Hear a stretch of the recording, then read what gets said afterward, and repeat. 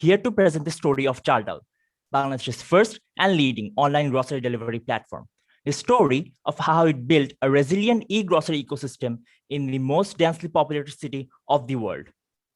Now, you might ask, with so many grocery delivery platforms popping up, what's so special about Chaldal, right? It's the adverse terrain that Chaldal operated in. Just a few years back, people in Bangladesh had an altogether different consumer behavior. Shopping used to be in markets, and going to grocery shops, bargaining for prices, and getting the best deal was a source of recreation to some.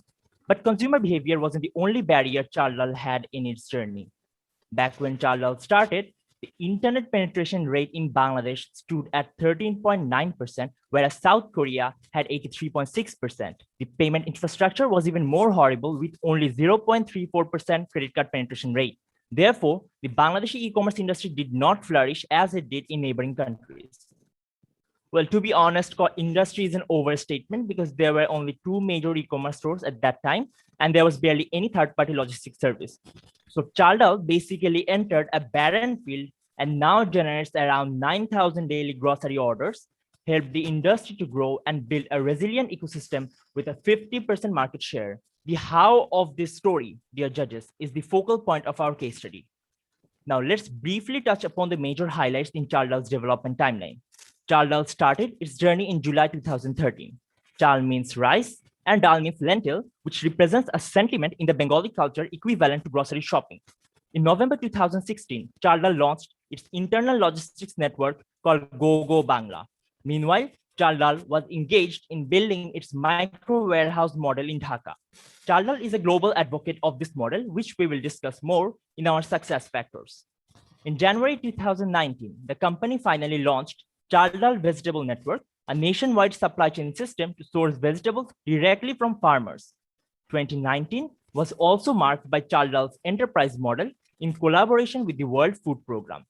Later, in May 2020, Chaldal invested in Cookups, a homemade food marketplace startup. And finally, by April this year, Chaldal ensured full Dhaka coverage and also expanded its operations to 3 more cities, including Chattogram, Narayanganj, and Joshore. We have identified 3 turning points that were instrumental to the startup's success. The first turning point on Chaldal's journey was to become the commodity price leader in the Bangladeshi grocery market. Due to climatic conditions and often dishonest business practices, the commodity prices in Bangladesh fluctuate rapidly. Chaldal could stabilize the prices on its platform through early planning and strategic partnerships. One such case where Chaldal overcame the challenge was the events of abnormal onion price hikes in Bangladesh. Onions are key staples in Bangladeshi cuisine. However, the market is over-dependent on Indian imports. So when India banned onion export in 2019 after a flood disrupting its production, it led to a 528% onion price increase in the Bangladeshi market. Therefore, to reduce over-dependence on imports, Chaldal streamlined the supply chain by creating its own network of suppliers called Chaldal Vegetable Network and collaborated with a government agency called TCB to ensure consistent procurement from abroad. These steps helped Chaldal afford a penetrative pricing strategy as it could charge a fraction of the market rate, which also led to a 204% increase in Chaldal's average daily orders. Chaldal replicated the success with other commodities like watermelons as well with the same strategy. The second milestone for Chaldal was launching its enterprise model. Chaldal came across this opportunity following an influx of Rohingya refugees in Bangladesh. Bangladesh currently hosts the largest refugee camp in the world, with more than 800,000 Rohingya refugees. To help Bangladesh battle this crisis, the World Food Programme launched an emergency operation to provide food aid for the refugees. At this point, Chaldal went beyond the traditional means of operation for an e-commerce company and became the official distributor of this operation, marking the beginning of its subscription-based enterprise model. Through this collaboration, the company was involved in feeding 26 to 30,000 families monthly. This collaboration helped Chaldal's cause in 3 ways. Firstly, its revenue experienced a remarkable growth as a third of its total revenue in 2020 came from this program. Secondly, the additional demand for commodities helped Chaldal scale up its operations and achieve economies of scale. Finally, Chaldal could now leverage its experience to bid for more large-scale food projects. The launch of an enterprise model helped Chaldal achieve a formidable competitive edge. While its competitors only operate in a B2C market, Chal could expand the horizon to enterprise customers as well. The final turning point for Chal was when the company could turn its rapid growth spur into a sustainable one. As the COVID pandemic hit Bangladesh, an opportunity presented itself in front of Chal with high demand for e-commerce and high consumer awareness following the global trend. However, there was a massive challenge for Chal to face. Will they be able to make this sudden growth sustainable, or is it going to die out once the pandemic is over? Chal identified this opportunity and took quick and effective measures to use the growth to their advantage.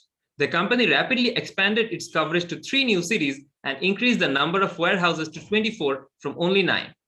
Even when Chal had to make a hard choice, the company halted its growth momentum so that the quality could catch up. As a result, Chal gained another 188% growth in revenue in 2020, as you can see on the screen. During this time, the number of 10 on 10 service ratings increased by 100% and the user base doubled as well. Now, let's dive into the success factors of Chal over these years: the micro warehouse model, strategic vertical expansions, and technology leadership. Fast delivery and competitive pricing are the two most sought after values for an online grocery platform, and the choice of inventory model can make or break these values. To minimize costs through economies of scale, a large centralized warehouse model appears to be a good choice. But since the average traffic speed of Dhaka is close to the human walking speed, it is not possible to fulfill the promise of 1 hour delivery with this model. Plus, delivery cost will also be high due to centralization. That's why Chal initially opted for an Instacart model where the delivery people act as personal shoppers. However, as basket size increases, the order gets more complex, thus pickup time and cost increase, followed by quality assurance issues. Therefore, Chal switched to the micro warehouse model. This model leverages the advantages of localized delivery and combines them with the efficiency of a large automated warehouse.